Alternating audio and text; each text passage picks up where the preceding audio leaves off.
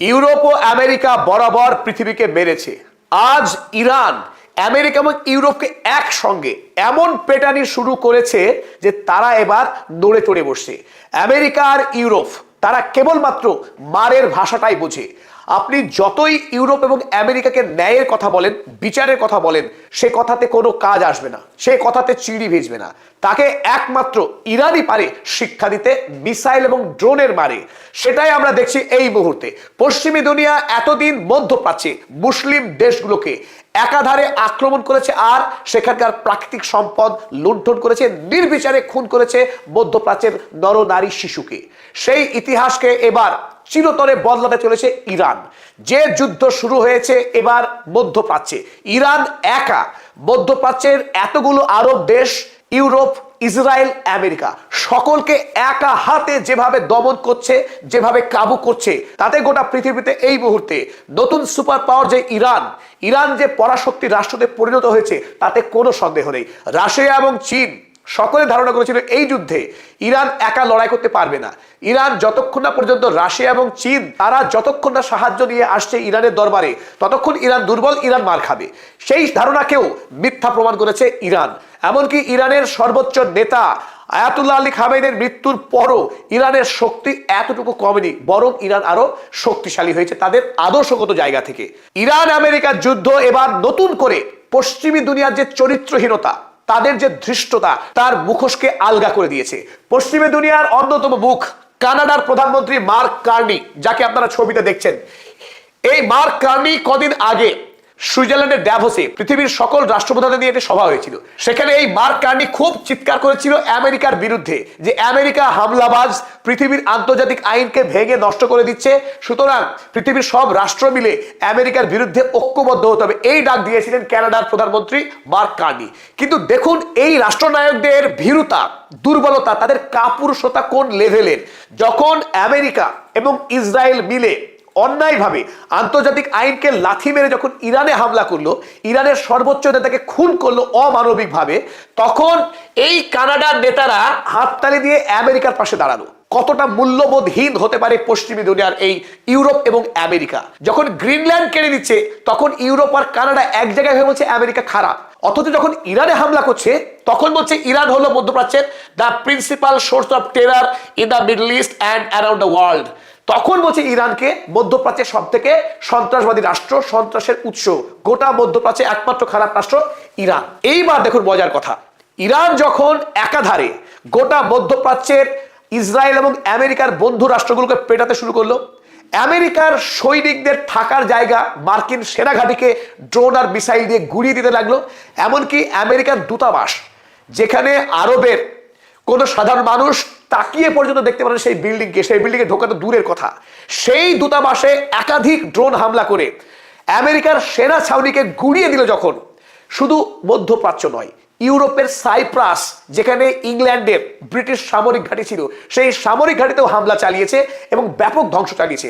আজ ইরাকে ন্যাটোর দুটি গুরুত্বপূর্ণ কেন্দ্রে এমন মিসাইল হামলা চালিয়েছে, পুরো গুড়িয়ে দিয়েছে। ইরান, আমেরিকা, ইসরায়েল, মধ্যপ্রাচ্য, এমনকি ইউরোপের ন্যাটো সকলের বিরুদ্ধে যেভাবে আজ যুদ্ধ শুরু করেছে, তাতে এবার ইউরোপ জব্দ হয়েছে। দেখুন কানাডা কিভাবে পাল্টি মারছে। মার খাবার ভয়ে এখন কানাডা বলছে, কানাডার prime minister says Israel US strikes on Iran appear inconsistent with international law. অর্থাৎ এখন মার্ক কার্নি বলছেন যে আমেরিকা এবং ইসরায়েল মিলে ইরানে যে হামলা চালিয়েছিল, সেই হামলা আন্তর্জাতিক আইনের সঙ্গে সঙ্গতিপূর্ণ নয় বলে মনে হচ্ছে।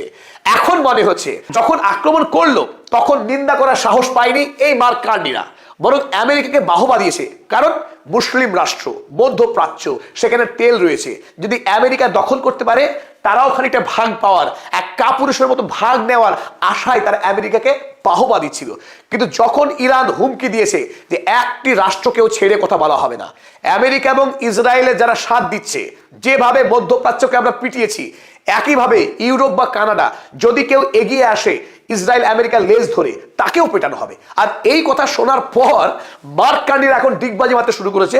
তারা এখন বলছে ইরানে হামলা করা আমেরিকার ঠিক কাজ হয়নি। চলুন ইউরোপ কি বলছে আমরা দেখে নিই। তার আগে চলুন পরিচয় করা যাক। আমি অধ্যাপক আব্দুল হালিম, পদাতিকের পক্ষে বর্তমান ইরান ইসরায়েল যুদ্ধের প্রতিটি আপডেট নিয়ে আপনাদের সামনে হাজির হচ্ছি। আমাদের এই নিবেদন যদি ভালো লাগে আমাদের চ্যানেল অবশ্যই সাবস্ক্রাইব করবেন, লাইক করবেন, কমেন্ট দেবেন। চলুন এগিয়ে যাওয়া যাক।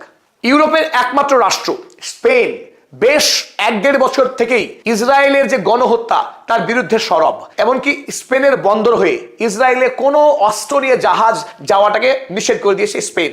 সেই স্পেন যখন আমেরিকা এবং ইসরায়েল মিলিতভাবে ইরান হামলা করলো তখন মৌনব্রত ছিল, যদিও চেষ্টা করেছিল নিন্দা করবার, কিন্তু সাহস পায়নি, একটু মাঝামাঝি অবস্থা নিয়েছিল। সেই স্পেন আজ নতুন করে সাহসী পদক্ষেপ নিয়েছে এবং ডোনাল্ড ট্রাম্পের জোরালো বিরোধিতা করেছে এবং তার নিন্দা করেছে। স্পেনের প্রধানমন্ত্রী সানচেজ তিনি স্পষ্ট জানিয়েছেন, আমেরিকা যখন 2003 সালে ইরাক হামলা করেছিল, সেই ইরাক হামলার মধ্যে দিয়ে গোটা পৃথিবীকে অস্থিরতা, অশান্তি সৃষ্টি করেছিল। দীর্ঘকাল মধ্যপ্রাচ্যে বিপুল পরিমাণে মানুষের প্রাণহানি হয়েছে, মানুষের ভোগান্তি হয়েছে। নতুন করে আমেরিকা ইরান যুদ্ধের মধ্য দিয়ে আরো একবার মধ্যপ্রাচ্যকে অশান্ত করলো এবং পৃথিবীতে এক ভয়াবহ সংকট তৈরি করলো আমেরিকা। কারণ এই যুদ্ধের ফলে ইতিমধ্যেই গোটা পৃথিবীব্যাপী জ্বালানির দাম হু হু করে বাড়ছে, টাকার দাম পড়ছে এবং পৃথিবীতে এক ভয়াবহ অর্থনৈতিক মন্দা শুরু হবে। আগামী দিনে পৃথিবীর প্রতিটি দেশে বিপুল পরিমাণের খাদ্য সংকট হবে, বিপুল পরিমাণের জ্বালানি সংকট হবে। ইতিমধ্যে যুদ্ধে অসংখ্য মানুষ প্রাণ হারাচ্ছেন। এই সমস্তটাই হলো ইসরায়েল এবং আমেরিকার এই অন্যায় যুদ্ধের কারণে। সে কথা সাহস করে বলেছেন স্পেনের প্রধানমন্ত্রী। তাই এতদিন যারা আমেরিকার বিরুদ্ধে কথা বলতে ভয় পেত, মধ্যপ্রাচ্যের সঠিক অবস্থানকেও এতদিন সঠিক বলতে সাহস করেনি যারা, তারা এবার সাহস পাচ্ছেন। ইরান তাদেরকে পথ দেখাচ্ছে, অবশ্যই লাঠির জোরে। কথার কোনো দাম নেই যদি হাতে লাঠি না থাকে। স্বাভাবিকভাবেই এতদিনের ইউরোপের যে কু অভ্যাস ছিল, ন্যাটোর নামে আমেরিকা যেখানেই অন্যায় যুদ্ধ করেছে, সে আফগানিস্তান হোক, লিবিয়া হোক, ইরাক হোক, পৃথিবীর যত দেশে হামলা করেছে তেলের লালসায়, সেখানে যেভাবে নির্বিচারে খুন করেছে, সেই খুনে যুক্ত হয়েছে ইউরোপীয় মহাদেশ, ইংল্যান্ড, ফ্রান্স, জার্মানি, ইতালি। ইউরোপের এই প্রত্যেকটি দেশ তারা বিপুল পরিমাণের সেনা দিয়ে, অস্ত্র দিয়ে, যুদ্ধ জাহাজ দিয়ে সাহায্য করছে আমেরিকাকে, যাতে গোটা পৃথিবীতে আমেরিকা এবং ইউরোপের শাসন চলে, তাদের অত্যাচার কায়েম থাকে।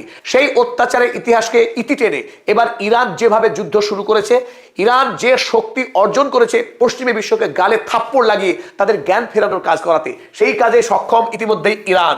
আপনারা ছবিতে যাকে দেখছেন এর নাম উরসুলা ভন ডার লেয়েন।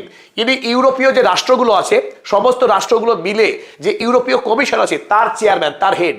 এই উরসুলা ভন ডার লেয়েন এখন অসহায় বোধ করছেন। আমেরিকার সঙ্গে মিলিতভাবে ইরান যুদ্ধে যেতে পারছেন না। কেন পাচ্ছেন না? ইউরোপের অনেক রাষ্ট্রই এখন আমেরিকার বিরুদ্ধে কথা বলছে। তাই ইউরোপ মহাদেশ এখন দ্বিখণ্ডিত।